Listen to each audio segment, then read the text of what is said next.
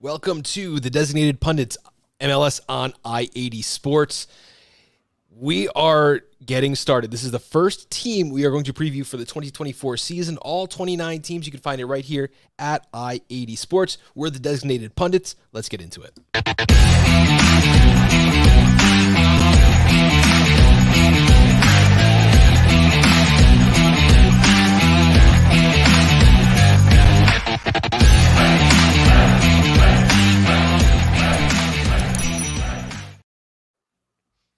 All right. Little intro to get Gage Guy Bias pumped up on a Wednesday evening. Today we're talking Inter Miami. We're going to talk about everything you need to know. We're going to recap last season, talk about players who left, players that are coming in, some storylines to watch. This is your complete preview for Inter Miami, and it's a lot more than just the Messi story. We got a lot of really, really great stuff here for you today. So let's get into it. First, we are here with guys from the Battered Herens. Tell us a little bit about your network that you're a part of there and where you can find your work. I guess I'll start. We're part of the Battered Fans Network. You got Battered fans all over the world, right? But so far, we're starting small. We got Battered Miami, Heat, Marlins, got some Jets in New York. So we got some Battered. But our main flagship is Battered Herens. Obviously, with the arrival of Messi, a lot more eyes on the podcast and on the team as expected. And we come on 3 times a week. And when there's a game on a weekend, we do post games also, sometimes 4 times a week. So if you want your Inter Miami fix, feel free to come find us. And that's, love it. Thank you guys for taking the time here. Chris, any final thoughts here? No, I mean, basically that's exactly what we do. We come on 3 times a week, try to give it a little bit of a fun breakdown. We go over some stats, but we're not going to talk all day about how many times a player kicked the ball with his left foot. There's a little bit more to the game than that. And we just try to make it a little bit fun. And, we've been following the team for a couple years now, since its inception. So, just come by, hang out with us, bring a coffee, bring a vodka, whatever you got to bring. Awesome. So we have me and Scott are 2 of the guys who are here every single week. And I'm kind of like a numbers guy. I am kind of the dork who's going to count how many times the player touched the ball, what their pass percentage was. And Scott's a little bit of the opposite. He's a little, more of the natural play. I felt like Chris kind of killed me on there because I'm also a numbers guy. I'm all into the stats and the analytics. Get out of here. Well, let's get into the stats and analytics of last season for Inter Miami. 9-7-18, second to last in the Eastern Conference. You guys missed the playoffs by 9 points. 54 goals conceded was second worst in the East, and you had a negative 13 goal differential. This is what I would call suboptimal play. For sure. And I mean, a lot of that was obviously before the arrival of Messi. We called that BM, right? Before Messi. And we were the worst team, I think, in the league at that point. If the Galaxy weren't, if not one of the worst at that point. So we started the season hot, if you want to call it 2 wins hot, because we had never won a game up until the 6th game of the season, the previous 3 seasons. So we were really excited that we won a game before the 6th game. We won the first 2. Our captain Gregory went down that 3rd game in the sandbox that is Yankee Stadium. And once we lost him, our defense suffered immensely because, I mean, in all honesty, we were getting beat on transition quite a bit. And Gregory was that pit bull that would kind of cover up those spaces. And without him there, our defense suffered. Our offense was abysmal. And we rode, I think it was like a 7-game losing streak, followed by a 11-game winless streak. It was a rough go before Messi got there. Well, and not only that, but you also have to sort of consider the fact that, I mean, at this time, Phil Neville was coaching the team. Not many people were big fans of him and his system. And then you also add some of the critical players that came into the team earlier in the season take big injuries, and like Danny mentioned, you're talking about Gregory as a staple on the defensive end. He goes down. Another defender, Jean Mota, goes down. Coco Jean, who played like 5 minutes with us at some point, he goes down. A lot of the critical players that we thought that were going to make a big difference go down. And then all of a sudden you have a bunch of 17, 18-year-olds that are taking the field. And, they're not as experienced as some of the older guys. Some of the older guys includes the mid-season signing of the best player in the world, Lionel Messi. not much really else to say here. We're going to bend the rules and get him on the roster any way possible. It's exactly what happened. He got a sweetheart deal. He got a sweetheart Apple TV deal. You guys did know that this was going to happen all season long, right? That's just kind of the thing I always ask about Miami fans. We predicted it when the schedule released for the last season back in December of 2022, I guess. Yeah. We were on the show. On the thumbnail was Messi, and we were trying to predict what day he would debut because we thought that he was coming. When you see Jorge Mas, the owner of Inter Miami, sitting in a suite with all of Messi's people watching the final of the World Cup, there's something going on there. Now, obviously, a lot of the reports were like, no, he's already said he's going back to Barcelona and PSG. It put some doubt in us. But the fact that Inter Miami went all in and our best player, Pozuelo, was not re-signed, and we went into the season without a 10. That was critical. Once we saw that, we're like, they're going all in on Messi. And they sacrificed the first half of the season for that. They needed to make sure that they had everything in line because we had no creator on offense once you didn't re-sign Pozuelo. And it paid off, but we definitely paid for that. I can't wait for like the inside scoop in a couple of years where like, obviously this was agreed to beforehand. The Apple TV deal was always about Lionel Messi. Week 1 of the season, they locked the Red Bull ticket exchange. You could not exchange tickets for the Inter Miami game. Like, they knew this was a season-long thing, and that's where we start for next season. You also brought in Tata Martino as coach, and I think that is the underrated move here. This is a guy who's proven he can win in Major League Soccer. In Atlanta, he did it in was it 2 seasons? Was it his first season? He knows how to win. Well, and the crazy thing about it is that a lot of the fan base, they're not really too, they're excited, but they're jaded. Not too happy. Jaded. Yeah. If you're not excited for Tata Martino to be coaching your Major League Soccer team, it's called jaded. Yeah, it could be a little bit of both. You have a lot of the old timer fans that are kind of uncomfortable with some of the new stuff that's happening, but at the same time, all of these changes are phenomenal. And I go back to the comment that Danny made, where Alejandro Pozuelo, who was a guy that kind of really was panning out well for us, and when you don't sign him, it's like he said, it was in the writing. Yeah, they're always going to replace him, and we're going to talk about some replacement players later when we talk about your depth chart and some of the offseason moves. But let's finish up 2023 here. You did sign some Messi friends. Jordi Alba and Busquets came over, so you guys got a midfield contributor and a really talented wing back there who came in on the Messi fee, kind of a reduced salary bonus just to play, in this new project that Miami's really trying to spearhead here. They won the 2023 Leagues Cup, and I put a little asterisk. That's the only trophy they actually tried for. MLS playoffs were never really a possibility with the schedule congestion you guys had, so I expected you to miss most of that. And once Lionel Messi missed a couple games, the writing was on the wall here. But they did put all hands on deck for the Leagues Cup, won it, and you guys got a trophy. How did that feel winning that? And did you know, knowing at the time MLS Cup is out of reach, everything else is out of reach, did that make the Leagues Cup more or less special? Well, yeah, go ahead, Danny.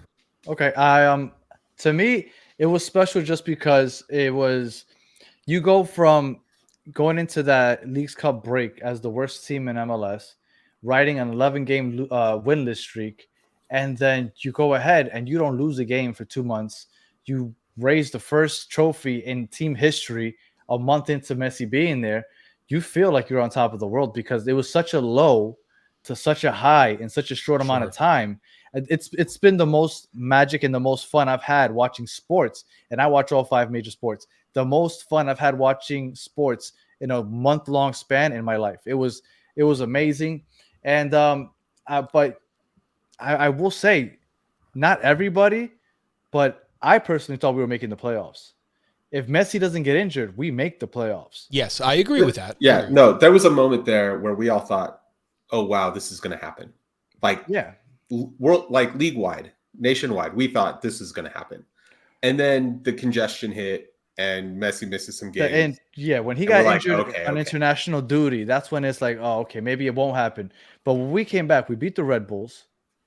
We drew with Nashville, and then the big one was when we beat LAFC in LA. When we beat LAFC in LA, and we were back by 8 or 7 points from the 9th place playoff spot, with like Worldwide takeover. 7 games to go or something like that. I was like, oh, we're making the playoffs. I had no doubt that we were making the playoffs.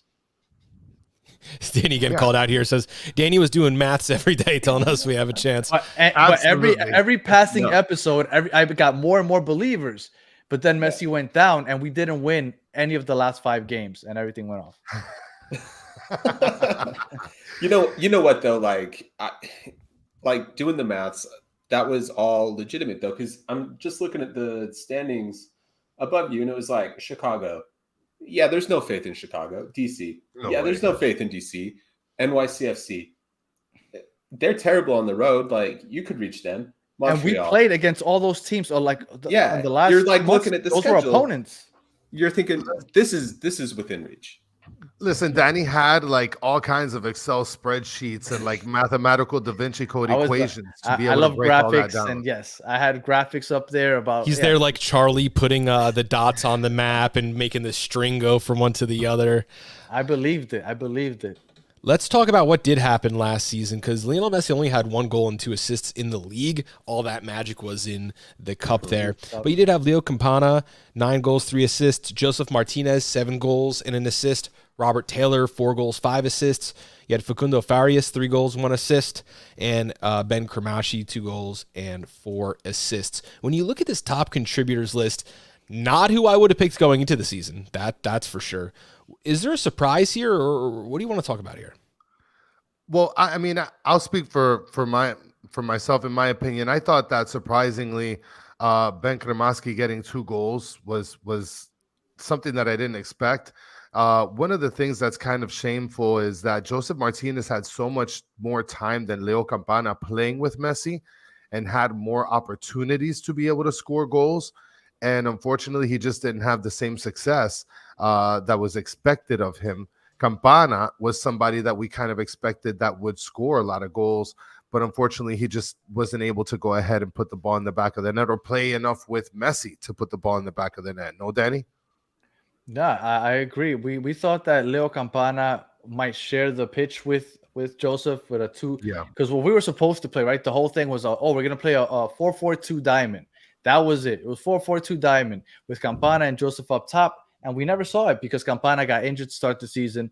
And when he finally got healthy, Neville just didn't want to play it. And Joseph got a lot more opportunities than Campana. And we think that Campana has the potential to be huge in this league. And he just isn't getting the opportunities. And unfortunately, this year, he's not going to get it either because Suarez is going to get all that Messi time. And just real quick to Justin Blair, yes, it was Cincinnati that officially eliminated. I know that's why you're taking a little shot. I get it. All right. All right, let's go now and talk a little about the incoming and outgoing players. Incoming players include Luis Suarez, who is another generational talent. I feel like we're selling him down a little bit based on how good his career has actually been. There's some injury issues. We might talk about that in a little bit, but Luis Suarez is like a generational player here, and I feel like we need to respect that for what it really is, regardless of his age. Julian Gressel, an MLS pro, someone who could play wing back, number 10, a number 8, a number 6. He can do just about everything on the soccer field. Great addition there. You did secure Facundo Farias. He was injured during a preseason game. He'll miss all of this season, correct? He joined us during Leagues Cup, but yes, he's out for the whole season. He tore his ACL, which is his second ACL tear in I think in as many years. So That's bad. So yeah, it is unfortunate. And there was so much, honestly, there was a lot to be expected of Facundo Farias because he was being seen as the person that would sort of take like the secondary role in place of Messi in case Messi gets injured or needs some time to rest up.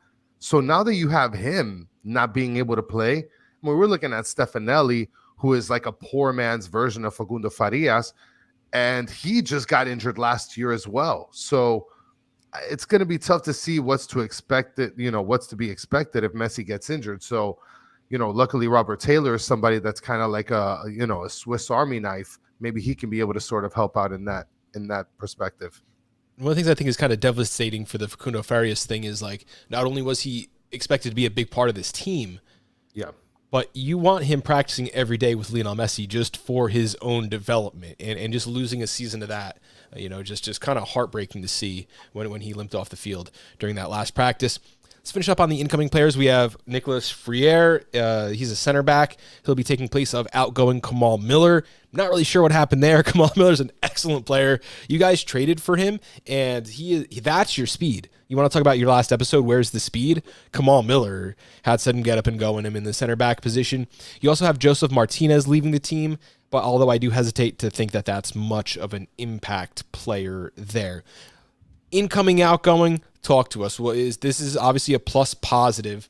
What do you see? I'll let you take that, Danny. All right, we'll start with Kamal Miller. Kamal Miller, we were happy with Kamal Miller. I thought that he was a solid piece for us. We had Tom Bogarts on with us last week or 2 weeks ago, and he told us that Inter Miami had no intention of trading away Kamal Miller, but they needed the GAM money, and Portland, they said, you can have a lot of people on our roster, but Portland was dead set on Kamal Miller, or just call me back later when you change your mind. And so they almost had their hand forced on trading Kamal Miller, but they had no intention of getting rid of him. We signed Nicholas Friere to replace him. Now, the thing with him is he's been loaned out over the last 5 or 6 seasons, 4 or 5 times. Yeah. He's like a mercenary and not a good one.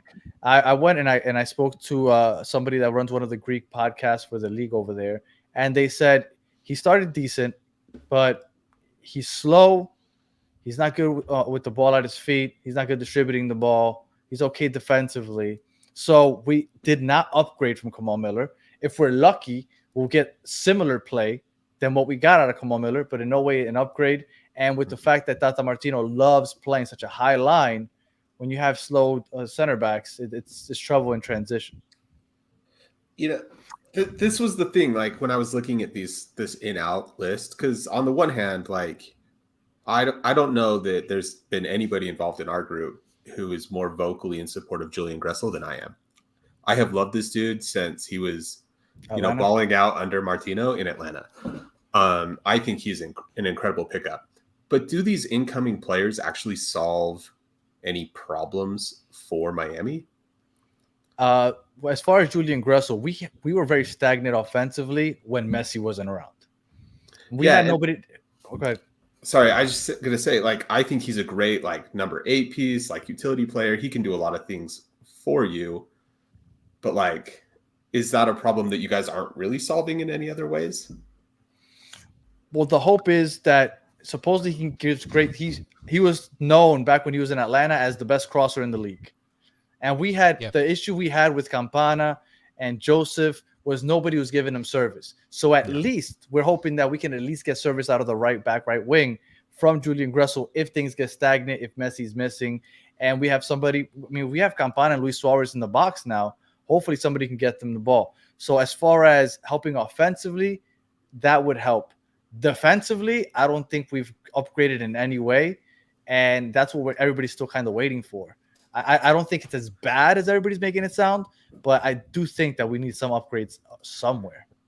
And not only that, but let me just add on to that. I think honestly, defensively, I think we kind of downgraded a little bit because you're talking about losing a center back in Kamal Miller for a guy that maybe does half or a little bit more than half of what he does. And then you have Messi, who barely plays defense. You have Busquets, who plays decent defense. So you have to take off other players who are a little bit more, defensive centrics. And so defensively, I think that we're taking a little bit of a hit, but I guess since we've gotten so much offensive power now, it's not going to make too big of a difference. So in terms of replacing something that we've been lacking, other than that Julian Gressel, play where he's going to be able to cross the ball, I think we're not really replacing anything in any way, shape, or form, to be honest. We're in a way, Joseph sometimes you Suarez. get better. Oh, yeah. And that, yeah.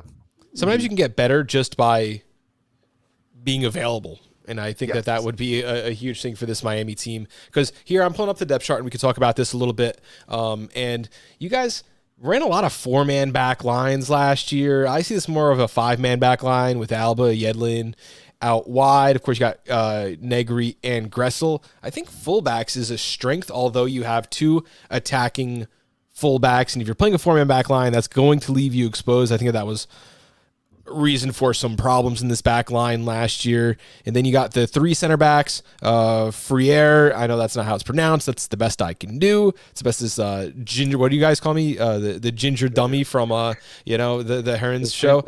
The Ginger Seth Rogen, I think is what they called you. Ginger Seth Rogen, yeah. Christoph and Tomas Aviles in center back. Yeah, this is a not great back line, but as Justin said right here, Miami is banking on Calendar to win Keeper of the Year. That is very possible. He can get peppered for sure. Well, I will tell you that we were pushing on our show to have him for MVP consideration because the first 5 or 6 games of this season, we were hanging in there because of him, because he had faced by far the most shots in the league. And we had a couple clean sheets. Like, it was ridiculous what he was doing to start the season. At some point, they started going in, obviously.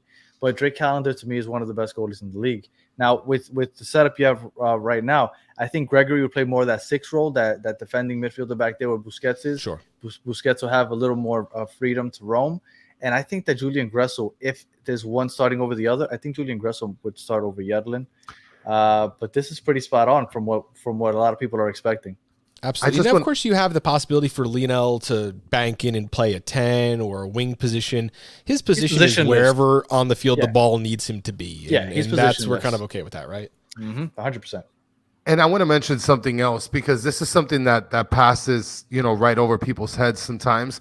Franco Negri, who was our left back last year before he got injured, if he comes back and he's like 100% and Jordi Alba and Negri play on the field together, that might be problematic for other teams. Yeah, I agree. There's going to be a lot of overlapping with these guys back here. Yeah. And, it kind of makes me think, like, is Yedlin going to have to step in at center back at some time? Are you going to see Negri and Alba on the field, or Yedlin and Gressel on the field? I think the answer is going to be yes. You're going to have to be creative here. Well, they've tried out Noah Allen at left center back. And they've played DeAndre Yedlin played at right center back last game, so I think we are going to see some experimentations with that. But I personally, I'm not a fan of the 3 in the back or 5 in the back, however you want to call it. I kind of like the traditional 4-3-3, but it looks like that's what they're going to go with, I guess, because they don't want Jordi Alba to have to worry about defending as much. They want him to be more involved offensively, and I think that's the reason they're going to go with this lineup or this formation. Danny, I think that's right. Like, I don't like the 3. I don't like the 5 in the back thing. I think that says my center backs are no good. That's what that means. 100%. And they aren't. Yeah. But like Chris was saying, though, if Negri comes back and he starts playing really, really well, and you get into this situation where you're like, I got to have Alba and Negri on the field, like, this could really easily turn into a back 4 with Alba playing farther forward as like a midfielder. Yes. And that might actually look a lot better. My favorite FIFA tactic is playing with your fullbacks as midfield subs. Just pace, passing, let's go. Now, attacking we got, defense we got. The magic's going to happen in midfield, right? You got Busquets, who's just a master distributor, just dropping balls on ropes all over the field. How does everything else fit in? Because I find it very hard to believe that any Major League Soccer club in 2024 is going to have Kramashi on the bench, is, going to have, Mota, who looked good in spot starts. Gregory, he's back. Let's hope he can be even a shell of what he was beforehand. That's going to help the team. 6, 8, 10. What is this looking like on a week-to-week basis here? Well, Busquets is there. He's basically cemented in there every week, unless they have rotation going for a CCC game or something like that. I believe everybody believes that Diego Gomez is one of Tata's favorite guys on the team and that he's going to play. He's been playing great in Paraguay in the Olympic qualifiers over the last weekend. So I think that he'll start also. And that's the reason that Kremaki lost his spot. When Diego Gomez showed up, Kremaki started coming off the bench. But I think everybody agrees that Kremaki performs best when he comes on as a late sub with all of his energy.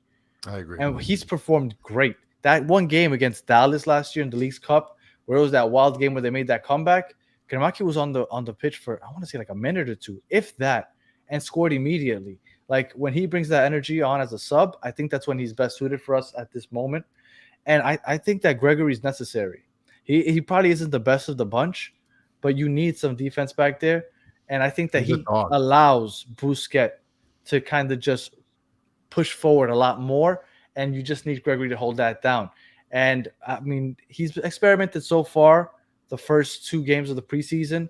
Like David Ruiz is a 19-year-old that has looked really good. He can also defend. He's a box-to-box midfielder. He's good offensively. He's going to see some time also. You're going to see a lot of different formations, a lot of different players playing in these rotated games. But I think more than anything, these are the 3 that are going to be filling in the midfield. Awesome. Now let's talk a little bit about some storylines to watch through 2024. Then we're going to hit on some strengths and weaknesses. My first question here, Miami rumors, are they going to replace Facundo Farias? Immediately after he went down, there were rumors he's going to be replaced. We're going to make another signing. There needs to be someone in that position. Is it going to be next guy up, or do you think they're going to go out and make another, obviously wouldn't be a DP signing, but a TAM buy down, GAM buy down, Garberbuck buy down? Is something going to happen here? I honestly think that if they start playing around and start paying extra people some extra money, I think that we're going to have more eyes than necessary looking at what we're doing over here. And plus we have like so many midfielders that are available that we can, I don't want to say we can just plug and play a backup, but at the same time, we do have guys that can sort of facilitate his position. Why are we going to go shop elsewhere for a guy that we don't know is going to fit the system? I mean, I don't know if you agree with that, Danny. Because you can.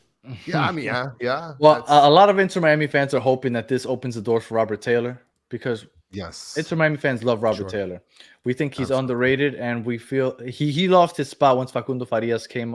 And once Jordi Alba started dominating that left side, he also lost a lot of play. But the name that we keep hearing that Inter Miami is trying to go after is Christian Medina from Boca in Argentina. That's the guy, but Boca keeps asking for 15 million. So far, Inter Miami, the most they've offered is 11 million. And they're far apart with that. But that's the guy, because I saw Justin asked earlier, ACL injury is usually 9 months. So technically, Farias could be back before the season's over. But if you want to replace him with somebody of the same value, which is a U22 initiative, you need to classify him as done for the season so that you could bring in a replacement in that category. And Christian Medina is only 21. So I would assume if they could figure that out, I understand that the buyout is 15 mil possibly. I don't know how much he would be getting paid annually, but maybe they could fit him into that U22 initiative. And I think that would be the replacement that you're referring to as far as a U22 initiative player. Great. Another question for me heading into the 2024 season, and this has been talked about a lot on Twitter, I think exaggerated slightly. Luis Suarez has some miles on those legs. There were rumors before he even signed that he was taking weekly cortisone shots. That is a quick fix. That is not a sign of a healthy knee by any means. Someone his age is going to be in pain every day when they wake up. I'm not a professional athlete. I am a few years younger than him, and I wake up in pain every day. Like this is just part of your body's normal experience. So Luis Suarez, are we concerned collectively about his health, or are we only concerned individually about his health? We've had people ask us, and we've had people ask Luis Suarez, people ask Luis Suarez directly, like if his knees are okay or whatever. I mean, look, he's an athlete, and I'm pretty sure he powers through a lot of pain. He just finished being one of the better players in the Brazilian league. What is it for Grêmio, Danny? Grêmio. Yes. Yeah. And I mean, a guy with shot knees like that being the player of the year. I mean, listen, I'll take that. Give me your banged up knees. You'll be fine. That's a league with travel too. That's a league with travel too. That's a Brazil's place to play. Brazil's a very big place. Is there any concern though that he played like 2,800 minutes, almost 2,900 minutes last season? He ran 90 minutes. I went back and I checked game logs. He played full games consistently. I'm not too worried. Especially, I would hope that he gets the majority of the games, but we want to see Campana on the pitch also. If they're not playing together, let Luis Suarez run out there 60 minutes, 70 minutes, and put Campana in there. It's going to be a lot of rotation also. I think Campana will start a lot of the regular season games when Suarez is playing the CCC games. Like, I don't think – I'm not as worried as most people. I mean, obviously, you hear about somebody injecting themselves before every game. That is a little worrisome, I guess. But the fact that we're like 6 weeks removed from him winning that award for best Brazilian player, I mean, you would hope that things are going to be okay, for at least one more year. And we're recording this on January 24th. So, by the way, happy birthday, Luis Suarez. He turns 37 today. So, a crisp 37-year-old Luis Suarez. So he is older than me for the next 3 months. Okay. Tata Martinez. You guys don't seem to be very excited about Tata Martinez. Tata Martinez was excellent in Miami and in Atlanta. Now he's reunited with Julian Gressel, who he had there. He was one of his favorite tools to use. Why are we not pumped about Tata Martino, someone who can win MLS Cup, has proven it at every level with a very good, but a lesser squad? I'll let Chris start because I actually love Tata. So I'll let Chris start because he doesn't. And look, I mean, because I love Phil Neville, right? I mean, I got a shirt where you got to show some respect to Phil Neville. But I'm not saying that Tata is a terrible coach. But at the same time, I do kind of get the sentiment of a lot of the older fan base that they don't really appreciate that Tata just comes in. He's a messy guy. He's a guy that coached Atlanta. He knows everything. He won a chip over there.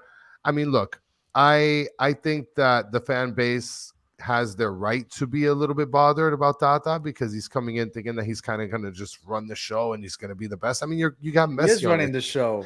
I know, but you have Messi on your team. Like, are you really running the show? Who's running the show? Jordan? I don't think Tata would take the job if he wasn't running the team. Like, that's like a Tom Brady situation with Bill Belichick. Like, and look at Bill Belichick without Tom Brady. He's a garbage bag. That same episode where we were talking about when Messi might debut the next year, we also brought up Phil Neville and Tata because that was right after Phil Neville had signed a 1-year contract. And we said, well, if Phil Neville signs a 1-year contract, when Messi shows up, Tata's coming because they have history in Argentina together, of course, in Barcelona together. So Barcelona together with Busquets and with Alba. I think the three of them were together for a very short time. Right, but they had experience together, and what better name that has experience with these big names and also has MLS experience and MLS pedigree where they won an MLS title. So it felt like it was destined to happen. Now he showed up, and literally as the season's going on, he's building this team, formation, tactics, and new players being added as he goes. Into the League's Cup. It was like 3 games into the League's Cup. All of a sudden, we added Diego Gomez. Another game, let's add Jordi Alba into the mix. And I understand everybody's like, oh, yeah, but they're great players. But still, you have to adjust to these things. He's building the team as he goes. He didn't get a training camp. He literally came in the middle of the season, and I get it. He got the best player of all time. But he still had to work with all these new pieces that make them fit together throughout the season. So I think a lot of people gave him a bad rep. And I think that now that he has a full training camp, I'm excited to see what he does. And everybody's like, oh, we haven't even scored a goal yet. It's Tata ball. Relax. It's the preseason. Tata knows what he's doing. He's had success in this league, and he's going to be fine. I give him 5 games before we ship him out. I think the only thing I want to say about preseason is something that Charles Bowen tweeted out like last week when Inter Miami was struggling in a preseason game against like Dallas or something like that. Mm-hmm. And he tweeted out and he said, look, I get it. It's messy. They have to open it up. People are going to watch. But this is why teams don't want you to watch their preseasons, because they're not designed for public consumption. They're not designed for you. It's not about winning or losing or scoring goals, right? Teams are working on really weird stuff. They're working on very specific rotations or very specific movements. And a lot of that stuff does not pay out in winning games in preseason.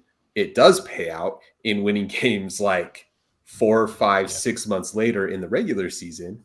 But so like Inter Miami fans, like I'm just going to say this to you guys, like preseason is a wash. Do not pay attention. It doesn't matter. Go there, bang your drums, cheer your team. It does not matter. Like have a beer. It's fine. It's because Messi that we're watching it, because last year they were all closed door games. We had no idea what was happening. They should still be closed door games. Miami should absolutely not be letting you guys watch. But okay, so here's the thing: you have Tata, that's fine. Chris, this is really a question for you. Did you think that Phil Neville did enough to keep his job? No, I don't think that he did enough. I don't think he had enough, and I don't think he did enough. And I kid around, pushing Tata around and pushing him out of town after 5 games. I think that Tata is a fantastic coach. He has fantastic pedigree. He has a lot of experience, like Danny mentioned. And in the MLS, he's coached a lot of the players that are currently on the team that came from the Barca boys, I think that he's going to be phenomenal for this team.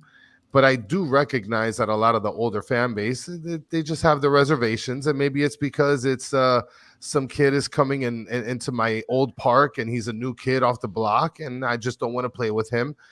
And it's going to take some acclimating for people to do. But I think that he's going to be fantastic for this team. Absolutely. I love it. I think you guys have a lot prepared here, and I think it's going to be a great season for you guys. Let's just finish up with what our expectations for Inter Miami are. I say I expect you to win another trophy. 2 would be exceeding expectations. Scott, what are your thoughts about Miami this year?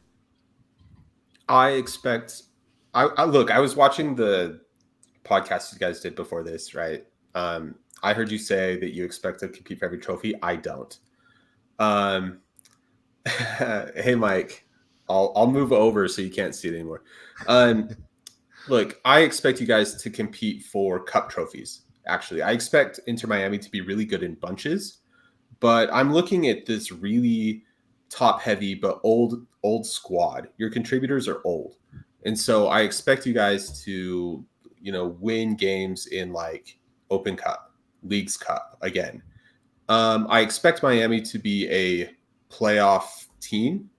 Absolutely. And if you can get to the playoffs, then you have a shot at the playoffs. Absolutely. If the team is still healthy at that point. But I don't expect this team to be anywhere near the Supporters Shield. Amazing. Because I expect huge chunks of this team to take big chunks of time off and not play. And Copa America is going to take a lot of time out of Messi and if Suarez makes Uruguay. Yeah. Granada, tell us again where we can find your work and then your prediction for Miami this year. You can catch us on Battered Herens. That's the site for X or Twitter, whatever you want to call it. On YouTube, Battered Herens. Again, we come on 3 times a week, and then every post game we do a live reaction show. And join us live because that's the most fun with the chat going. My prediction, I think it needs to be 2 trophies minimum, because I think with this team that they built, I would be disappointed if it was anything less. And I mean, that's a tall task, I guess, but I don't think that they're going to anywhere near the Supporters Shield because they're not going to be able to play enough for that. But when I look at the season as a whole, the Champions Cup is played in the first 2 or 3 months of the season, right? The final is on June 2nd. They're going to be rotating a lot throughout that. That's where at that point they're going to give up the Supporters Shield in that part of the season. But they're going to go all in on the CCC. That's June 2nd, right before Copa America. I think that they raise that trophy. And then they go into Copa America. Again, who knows what happens. And then the Leagues Cup comes around. It's another playoff format. It's a short, go all in on this trophy. And I think it's possible that they win that also. But that's not the goal. The goal is to make the playoffs. I think they could sneak in. I don't know. Hope maybe they'll be top 4. Who knows? But once they get into the playoffs, I think that they could also look in a playoff format with these guys. I think that they have a chance. So I think the CCC and the MLS Cup are the 2 that I'm hoping for and that I expect. Chris, let's finish this off. Bring us around. Yeah, I also agree. The CCC and the MLS Cup to me are absolutely priority. CCC is early, so I believe that we can be able to walk away with that. As far as like you said, Danny, the Supporter Shield. I mean, we're just gonna have way too many games to be able to give that much time to players like Messi and Suarez and Busquets. We're gonna take some losses in the regular season. Other than that, the only other thing that I can say, other than maybe getting the MLS Cup, because playoffs are mandatory, Danny, and I think that it has to be 4th seed or higher. Leagues Cup, I think that there's a possibility we can win the Leagues Cup instead of the MLS Cup, but I know that the MLS Cup would be priority over the Leagues Cup. You want the little star? Yes. Oh, in our case, it would be right here in the middle because we're like dumbasses. We put all our badges down the middle. So absolutely. Yeah, so do I. But a little collarbone star. I love it. Guys, thank you so much for being here. Thank you for having me on your show a little earlier tonight. Thank you for everyone in the comments. I feel like I've been looking down to read, and I feel like I haven't been paying enough attention to what's going on the screen, but this is always greater when you guys are here, so thank you so much. Designated Pundits, idsports.com, youtube.com/IADsports. Designated Pundits anywhere you can find podcasts. We're doing all 29 Major League Soccer teams. You guys need opposition research. We're going to provide that for you. And once the season starts, sports book picks each and every week here, only at I80 Sports. Thank you guys so much for being here. Thank you, Battered Herens, for being our guest. And have a great week, guys. Peace. Thank you for having us.